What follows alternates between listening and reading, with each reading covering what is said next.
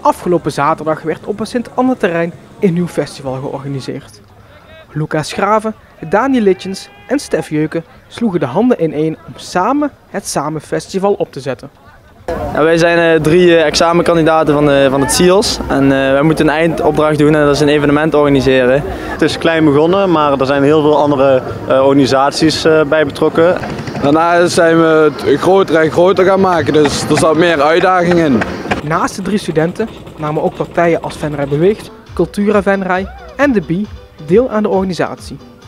En zodoende was er voor de bezoekers veel te doen. De touwtrekkampioenschappen voor mensen met een beperking. En er is een dance area. We hebben onze dierenweide op Sint-Anne geopend. Er zijn sportclinics voor kinderen van 6 tot en met 15 jaar. Live muziek. Cultuurmarkt. Waar echt heel veel verschillende kramen op staan. En we hebben ook verschillende etenstandjes. En er is een dance area die tot 10 uur doorgaat. Dus ja, van alles wat om iedereen eigenlijk samen te brengen. Het samenbrengen gebeurde ook door verschillende speciale gasten uit te nodigen op het terrein. Op de dance area komt Matsu Matsu en er is ook een special guest die vooral vanuit vroeger heel erg bekend is. De burgemeester is geweest, er komt een topjudoka Jules Fransen. Ik zou Dylan Hagens komen, maar die zit in Amerika, dus heeft hij de rest van zijn team gestuurd. Ook sportzorgcentrum Jouw Touw was op het festival vertegenwoordigd. Naast een sportschool voor sporters met een beperking komt bijvoorbeeld ook Dylan met zijn team er. Maar deze dag waren er ook verschillende activiteiten waar iedereen aan mee kon doen. Dansen dus. En doe je dat graag, dansen? Ja, dat doe ik graag, ja. En hoe lang doe je dat al? Best wel lang dus. Ja, en ik zit zelf ook nog op judo dus. En ben je daar goed in? Ja, zeg maar ja.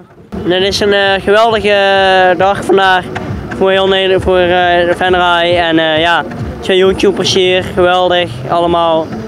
Ik vind het een leuk initiatief en dat is natuurlijk vanuit onze sportschool waar we ook sporten.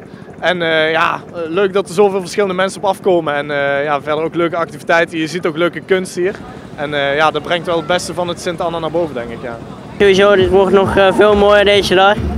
En dit is ook een sportcentrum voor iedereen. En ja, er gebeurt zoveel hier. Allemaal leuke uitstapjes wat we hier allemaal mee mogen maken met z'n allen. Ik denk dat we dit met deze sportschool en met iedereen een grote dank hier aan hebben.